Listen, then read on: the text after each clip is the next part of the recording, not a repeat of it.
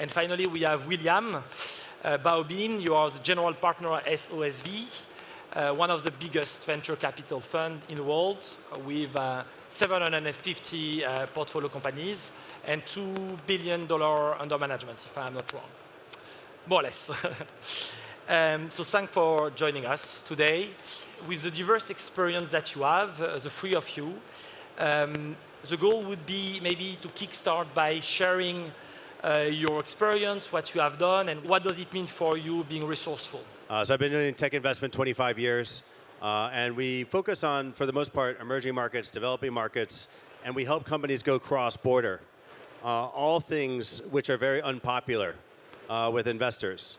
Most investors are single market, they don't do cross-border, and there's not that much VC in emerging markets and developing markets. It's like, Europe 8 or 9 years ago when there was no VC here.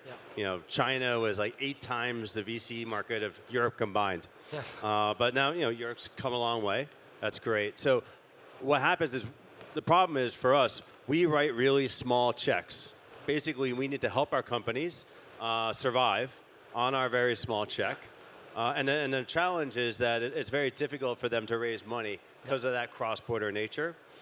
So our focus is on helping companies get as quickly as possible to some sort of product market fit or positive unit economics. Yeah. Because if they don't, they're going to die. Yeah. And so with this, we went from 70% of our investments dying to 70% of our investments surviving, and about 50% doing well. And just a question there for cross-border, maybe for the audience, could you just explain a bit what does it mean? Well, think about it like trying to build a business in, I don't know, Brussels or whatever. It's like a really small market. You can't actually build a real company in a small market. So unless you're in US or China, your home market is not big enough. Yeah. You need to go into multiple markets. And so we help companies go cross-border so that they can actually become a really big company. Now with Europe, you've got a bunch of markets sort of glued together, kind of, a little bit. But for Asia, it's very fragmented. As we can imagine, when you don't have all the capital that you want, you need to be agile in changing your model. So can one of you maybe share your experience of how agility and the ability to change very quickly and to decide quickly impact your business? You can continue maybe. Yeah, so this is not one of my portfolio companies, but it's a fun one. One of our biotech companies, basically their scientific idea failed. So usually what happens when your scientific idea fails is you get drunk. Now somebody happened to have a bottle of Dom Perignon 1983, which at the time cost about $3,500. Scientists, they drink it, but they also decided to put the Dom Perignon in a chromoscope and figure out the molecular content of Dom Perignon. They made another bottle of Dom Perignon in the lab. And then, so instead of building this out, first they wanted to test it. So they put Dom Perignon 1983 for $50 on a crowdfunding site, and it immediately sold out. And then they immediately got sued by Dom Perignon. But the key thing is that they gave all the money back, but they knew that there was demand without having done anything. So they decided not to give the rest of the money back, and they went into molecular spirits, which is basically, we have a Macallan, 35-year-old, $50 a bottle. Okay, very interesting.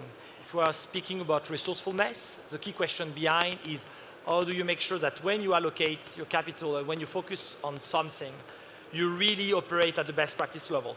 Maybe William, just before entering on the stage, you are sharing the fact that you are investing in small businesses, how operational efficiency matters, and what do you do from data-driven topic decision to best practice level and aligning. What is your perspective on it, and what is the role of it? Yeah, so, I mean, it might seem sort of obvious, but there's this thing called lean startup, and everybody reads the book, but nobody actually does it. Okay, so our program is not rocket science. All we're doing is helping the entrepreneurs that we work with implement lean startup. And basically what that means is you run experiments. So you have an idea, then you hopefully design the experiment properly. You have a thought that what the outcome will be of the experiment, and then you run the experiment, and you do it over and over and over again it's actually pretty simple. But most people, they start building things first. Generally speaking, don't build anything until you already know that it's going to work. And so the things that you do as an early stage startup is it's not fake it till you make it, but everything is fake, right? Everything is fake, and then it's humans and Excel spreadsheets in the background. Once you know that it's worked, okay, fine, then you build it. So the biggest rule of thumb here is that you should really don't build anything until you know that it works. Once you know it works, you build it, but you don't build the whole thing. You build the pieces, like the lowest hanging fruit, the easiest pieces to automate, right? And then over time, you will get a scalable product. But the rule here is that when you're doing early stage startup, you're not building things for scale. The things that you do as an early stage startup are not the things that you will do as a later stage startup, right? You're going to be doing a lot of things manually. And then, once you spend $1 and you're making more than $1, okay, then you can scale it up a bit. But until you have positive unit economics, it's all experiments. Yeah, it's linked also, I can imagine, to the risk. You are taking a risk of selling maybe more than what you could, or handling more sales that your staff is able to handle, but just trying.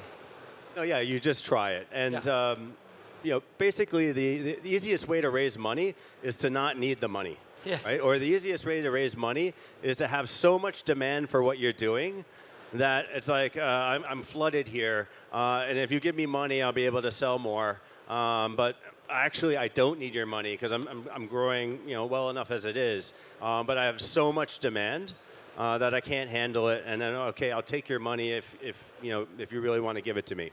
Thank you, William. So we spoke about different topics which are really interesting. I think on responding to that question, how do you think about the non-financial resources? From my perspective, trust and human capital has been the core of the development of my entrepreneur journey and how to develop my businesses in the past and still today.